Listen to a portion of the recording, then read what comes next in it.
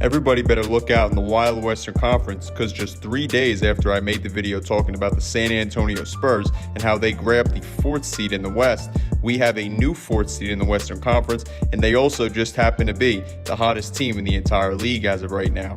Yes, even hotter than the new-look Houston Rockets. What's up, guys? SCJ here, and if you enjoyed today's video, then make sure to give it a like as it helps out a lot. And if you're new to the channel and or enjoy the NBA, then make sure to hit that subscribe button and notification bell.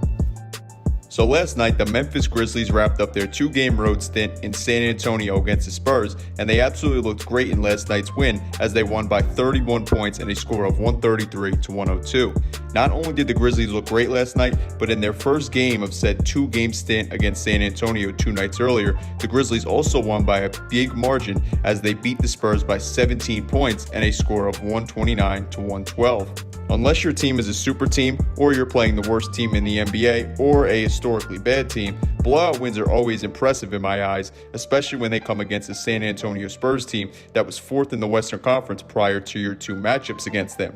Now, after the Grizzlies' 2 big blowout wins in San Antonio, we're looking at a seeding swap between those 2 teams in the wild Western Conference, as the Spurs have fallen out of the playoff seeding down to the 10th seed, and it's the Grizzlies who sit in the Western Conference's 4th seed all of a sudden, no longer the Spurs. Now, while you may be looking at the records of the Western Conference's top 8 seeds and feel like I'm jumping the gun, I'm way off the mark, or I need to slow down in terms of talking about this Grizzlies team very highly, as they currently have the least amount of wins of not just the top 8 seeds, but the top 10 seeds in the West. There's a lot more that goes into it beyond just their win total and record.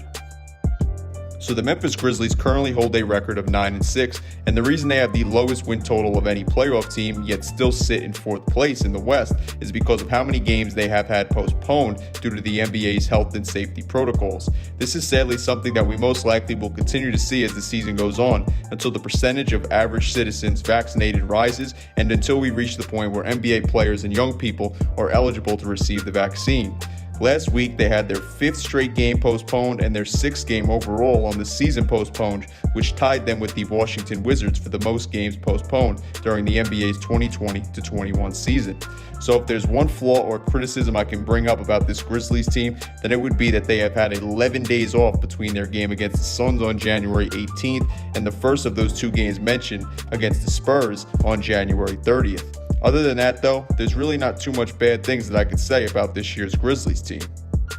As of today, the Grizzlies currently hold the longest winning streak in the NBA. Yes, their win streak is even longer than the currently locked in and potent Rockets team's winning streak, as the Grizzlies hold a 7-game winning streak, while the Rockets' win streak sits at 6 games. While this Rockets team is very good and they have the best defensive rating in the entire league since they've made the James Harden trade, this win streak from the Grizzlies actually might be more impressive. If you don't have too big of a deal with the fact that they had an 11-day break in between games at one point of their winning streak, not only do they have the longest winning streak in the league and a better win streak than the Houston Rockets, but when doing the math on the winner percentages of the opponents that each team faced, the Grizzlies' opponents were substantially tougher than the teams that the Rockets have faced during their winning streak, as the average winning percentage for the teams that the Grizzlies faced is .522, while the average winning percentage for the opponents that the Rockets faced during their 6-game win streak is .366. And the average number for the Grizzlies would actually be higher if I calculated the Spurs' winning streak prior to each of their 2 games against Memphis, and not just their current winning streak, which is a percentage of .524 for each game.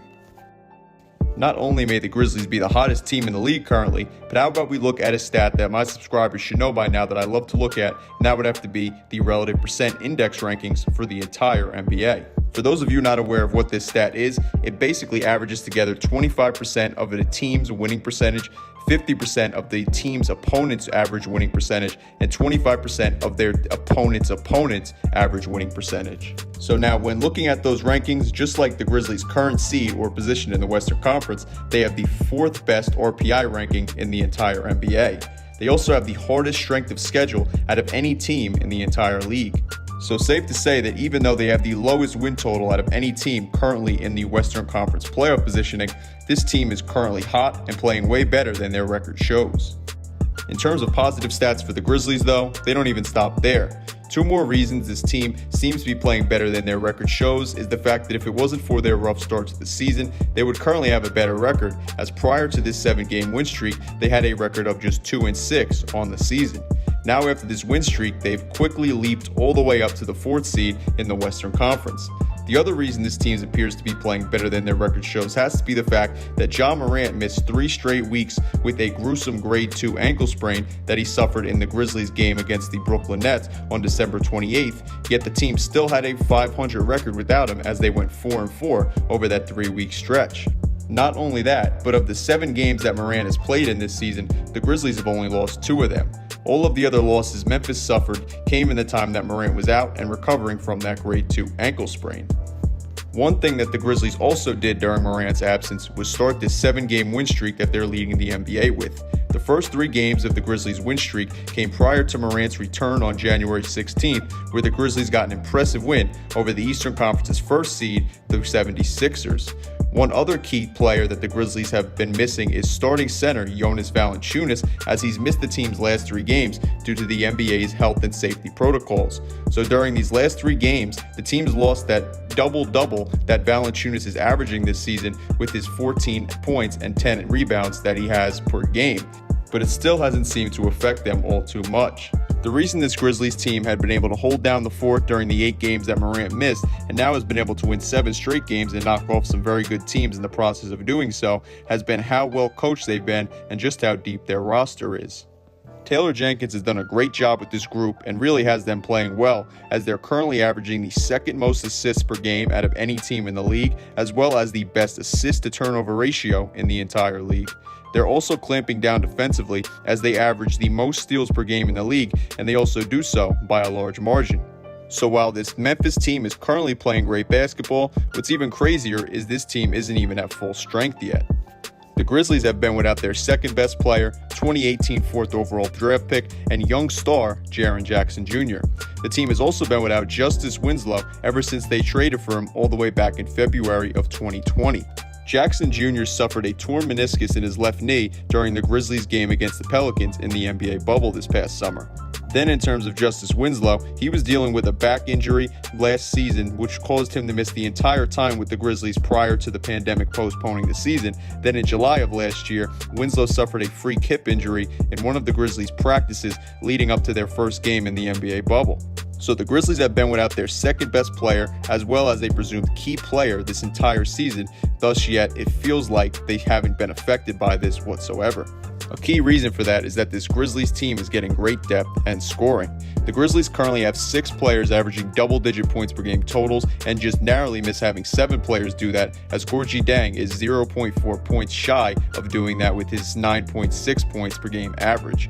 The Grizzlies also have 11 players averaging 8 points or more per game, and that goes to show you how much every player in their rotation really matters to them and plays a part in winning ball games for them. However, even with the spread out scoring that the Grizzlies get from their entire rotation of players, they currently have the 9th lowest points per game total in the league, as they come in at 21st there, and they have the 8th worst offensive efficiency rating in the league as well. The reason that the Grizzlies have played so well, despite having one of the top 10 worst offenses in the whole league, is because of one thing I brought up earlier, and that's how good their defense is playing this season. The Grizzlies currently have the 2nd best defensive efficiency rating in the NBA, right behind the defending champion LA Lakers. They also are holding their opponents to the 5th lowest points per game totals among any team in the entire league. This Grizzlies team has come to play, and despite not having the best or most efficient scorers on their roster, they're doing whatever is necessary for them to win ball games.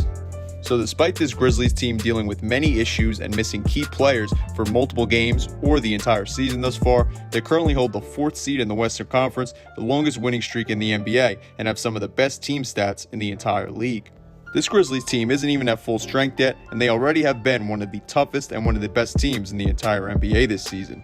This team looks like they could be a real threat to any of the other teams in the Western Conference during this season, and especially when it comes down to playoff time. And I think every team in the league needs to come prepared when they face off against the Memphis Grizzlies, especially when this team is back at 100% full strength. So yeah guys, I want to know what you guys think about this Grizzlies team and their level of play thus far this season down below in the comment section. Like mentioned before though, if you like this video, then make sure to give it a like because it helps out a lot. And if you're new to the channel and or enjoy the NBA, then make sure to hit that subscribe button and notification bell. That way you stay up to date with my newest content. Anyway though guys, I'm SCJ and I am out. Peace.